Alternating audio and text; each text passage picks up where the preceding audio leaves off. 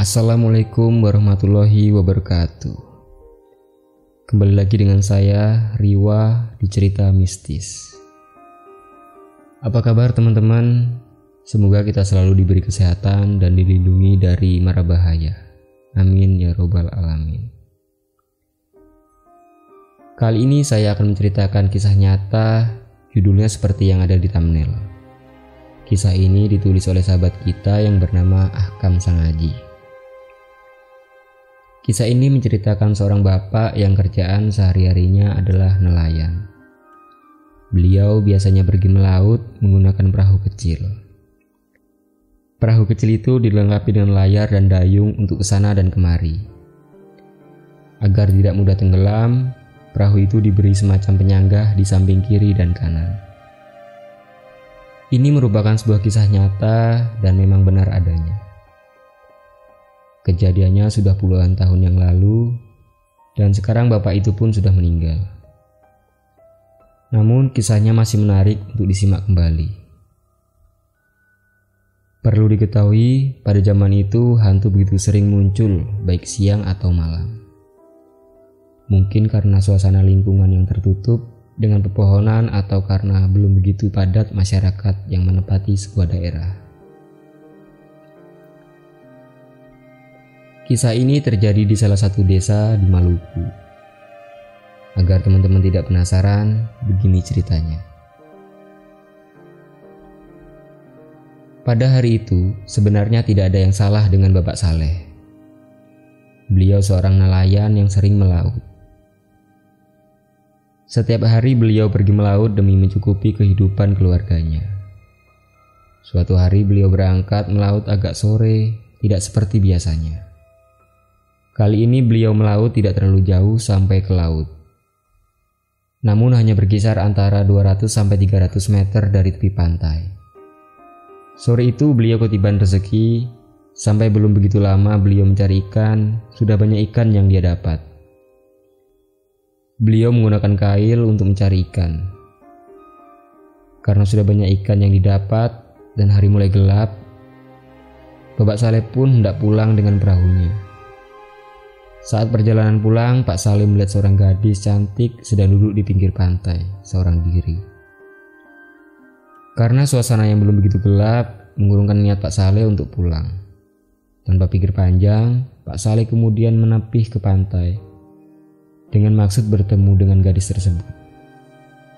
Beliau turun dari perahunya, kemudian mendekati si gadis, dan mereka pun bercerita sepanjang sore itu. Hari mulai gelap, di samping mereka ada sebuah gubuk kecil yang biasanya dipakai petani sagu untuk tinggal beberapa hari. Karena asik bercerita, Pak Saleh mulai terasa lapar. Beliau pun berkata kepada gadis itu untuk menyiapkan makanan.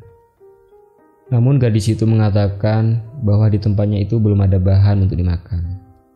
Karena perut sudah tidak bisa diajak kompromi lagi, Pak Saleh kemudian pergi ke perahunya dan mengambil ikan serta makanan seadanya yang menjadi bekal bagi dirinya. Kemudian Pak Saleh membuat sebuah perapian dan menyuruh si gadis untuk membersihkan ikan, kemudian membakarnya. Pak Saleh yang sudah lapar kemudian menunggu di dalam gubuk itu sendirian sambil menyalakan sebuah lampu kecil.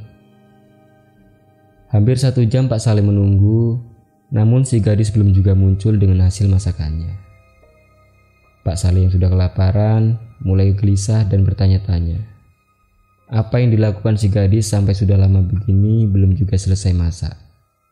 Tiba di depan pintu, Pak Saleh kaget bukan kepalang. Si gadis masih duduk santai sambil membersihkan ikan dengan kuku tangannya. Pak Saleh hampir pingsan karena melihat kuku gadis itu yang panjang dan tajam. Dalam hati Pak Saleh berkata, hari ini saya akan mati. Ternyata yang sejak tadi bersama saya ini adalah hantu. Namun Pak Saleh berusaha tenang. Gadis itu juga tenang, seakan tidak terjadi apa-apa.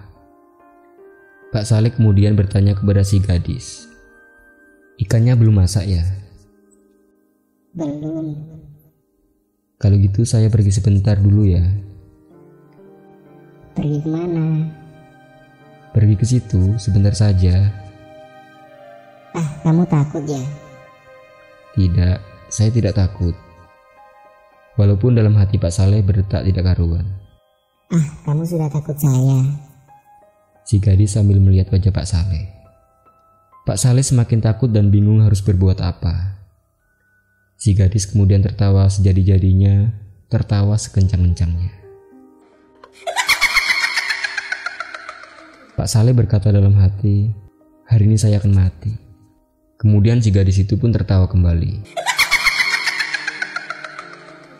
Pak Saleh kemudian mengaji semua surat pendek di dalam hati. Semua surat pendek yang dihafal, dia bacanya semua. Akan tetapi si gadis itu pun berkata, kamu mengaji kencang juga, saya tidak akan takut. Saya tidak akan lari.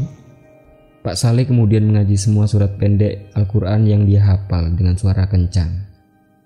Namun si gadis yang ternyata hantu itu juga mengikutinya setiap lafal Al-Quran yang dibacanya.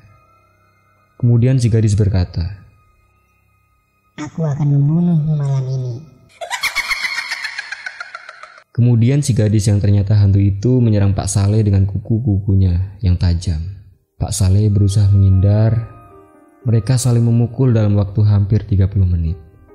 Badan Pak Saleh banyak memar dan mengeluarkan darah. Dia hanya pasrah dan dalam hati dia hanya berdoa semoga Allah masih memberinya perlindungan. Pak Saleh kewalahan menghadapi sang hantu.